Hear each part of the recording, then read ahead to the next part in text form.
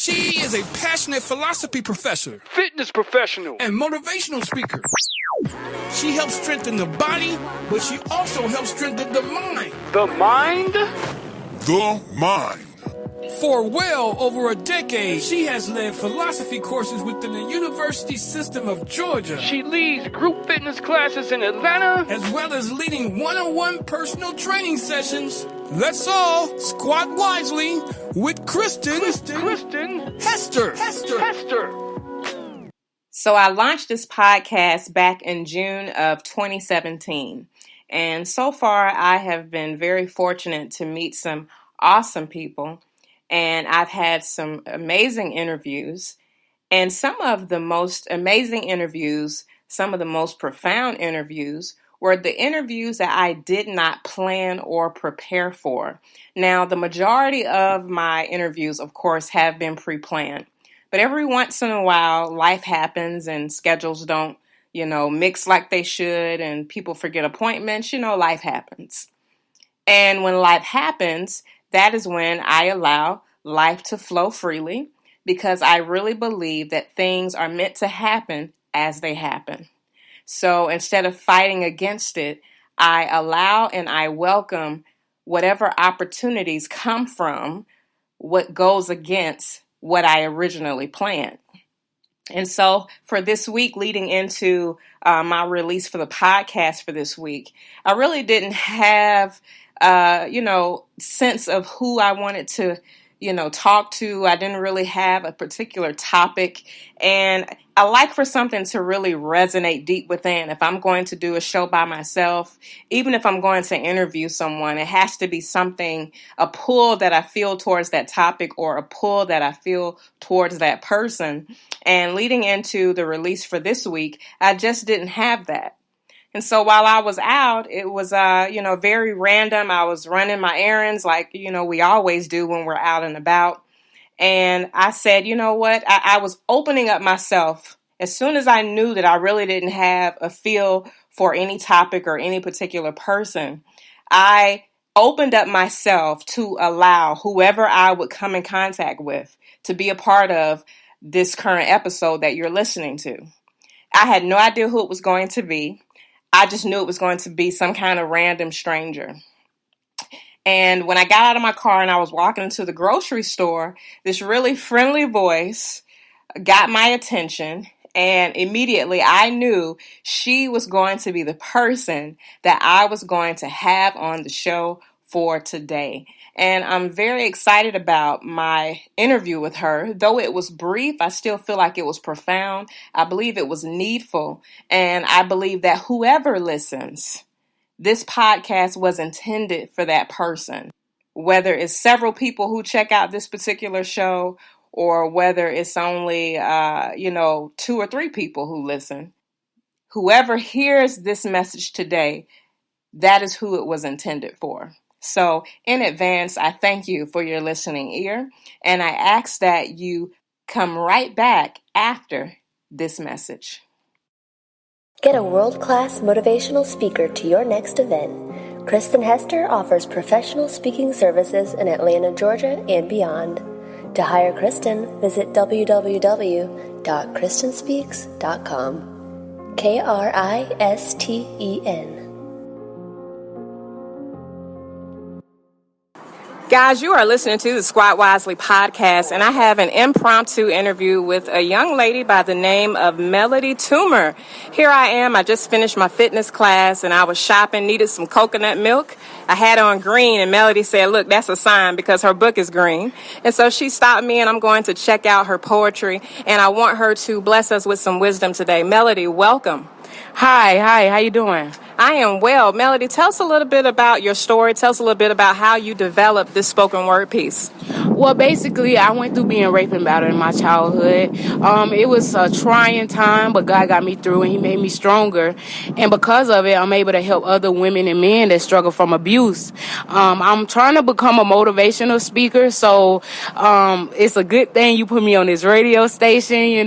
Maybe this is going to pan out the way I expected, Awesome. So let's go back. I don't want to get too revealing, but when you were going through some of those hard times before you were ready to put it in writing, what were some of your coping mechanisms back then? Well, basically, I turned to God mostly because I'm not close with my family, so it was nobody that was going to encourage me. A lot of times when I had suicidal thoughts, I turned to God and I prayed about it, and then, he took that away from me. So I really encourage each and every woman that or man, whoever been through it, being raped or battered, to seek God and seek his wisdom so he can help you so you won't kill yourself, because that's what I'm trying to prevent in our community, because it happens every day. So I want you to kind of encourage the listeners a little bit. If they are someone who has dealt with some type of abuse, what are some steps that they can take to try to climb out of it and set themselves free? Well, the first and foremost, I would encourage you to forgive. That's the biggest thing. Do not let your accuser have control over you. It's too many people that have control over other people and their emotions. You got to forgive those people, not for them, but for you. Because if you forgive them for you, then you'll be able to grow past it. But if you don't forgive them, they're going to always have that over your head. So that's the main thing. Good. And so when did you write this book? Well, basically, I wrote it maybe a year ago, but now I'm just basically trying to push it out because I want to become a motivational speaker. And so I can buy it from you right here in person, but what are some ways for people who are listening? How can they get connected with you to buy your book? Well, I'm on Amazon, Barnes & Nobles. You can look up my book. It's Lyrically Spoken, Words from the Heart by Melody Toomer. And are you on social media, Melody? Yes, I'm on Facebook. I have a book page, Melody Toomer. And if you Google me, it'll come right up, Melody Toomer. All right, Melody, so far you've already given us some great wisdom. One of the things that I do on my podcast, I have every guest close out with a wise quote. Give us a wise quote, a quote that has helped you. It could be your own or one from someone else. But tell us that quote and tell us what makes it profound. Okay, don't be a product of your environment. Let your environment be a product of you. Just because you're in the hood or you're in a bad situation does not mean you have to stay there. You grow and shine your light as bright as you can so you can change the hood or wherever you are.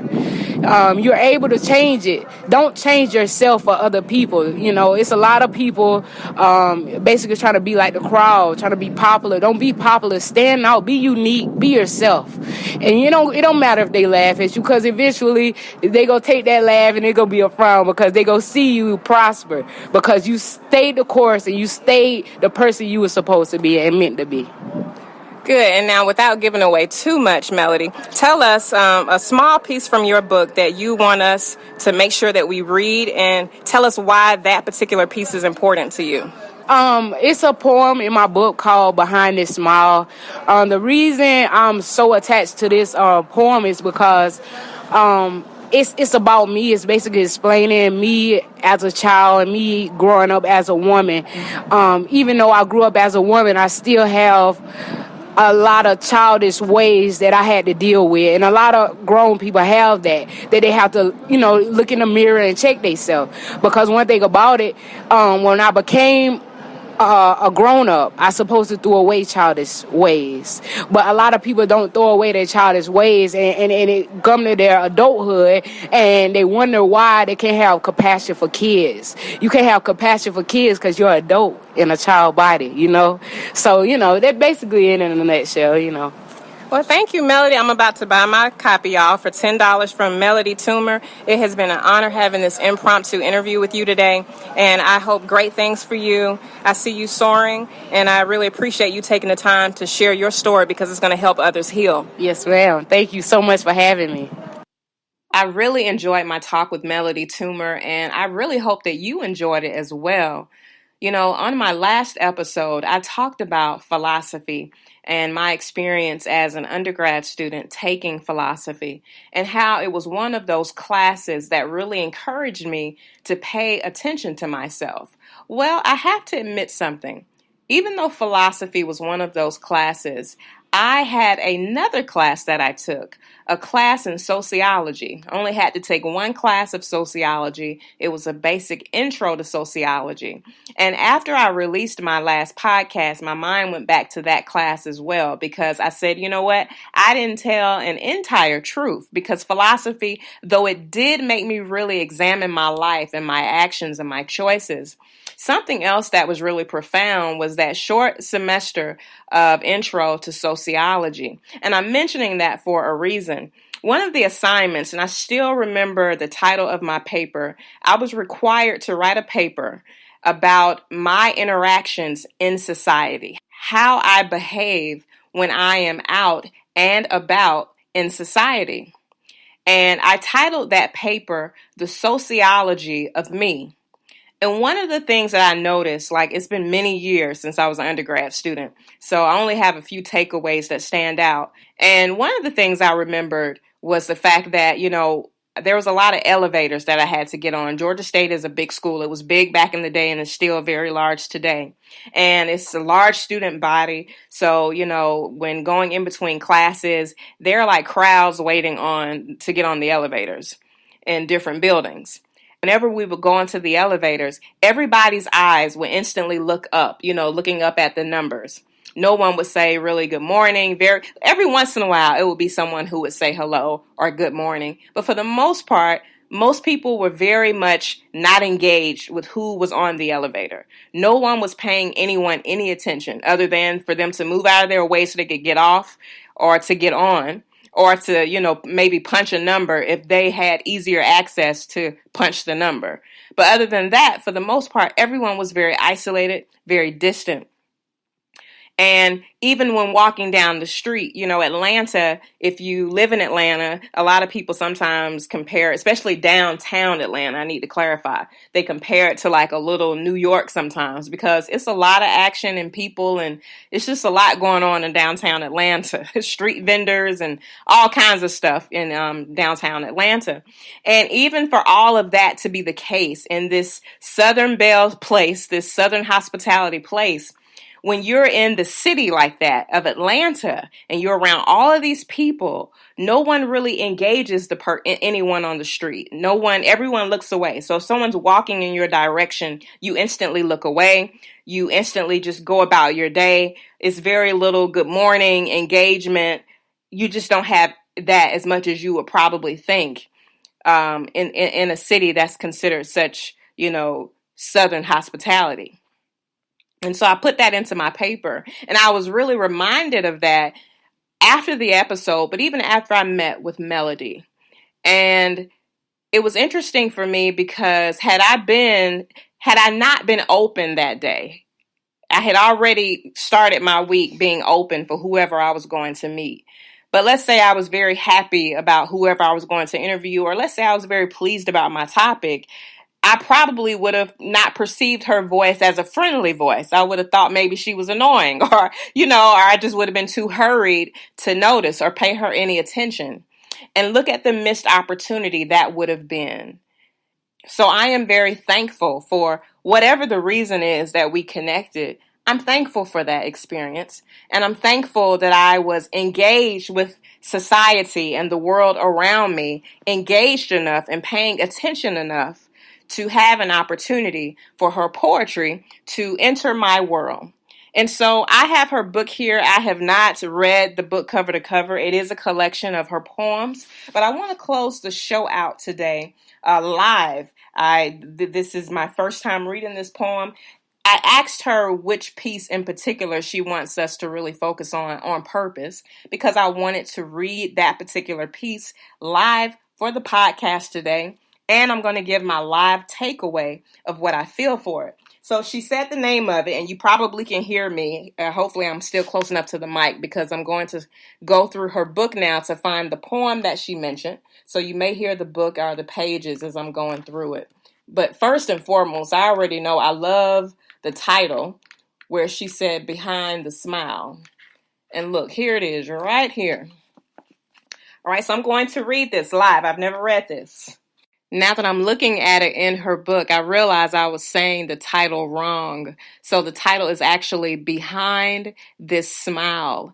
Behind This Smile. And I still really, really like that title. So as I'm saying, I'm reading this live. It's live for me as I'm actually, getting the podcast ready for you guys. So this will be my first time reading it through, and it'll also be my initial take on a takeaway that I get from it immediately after I read it. All right, so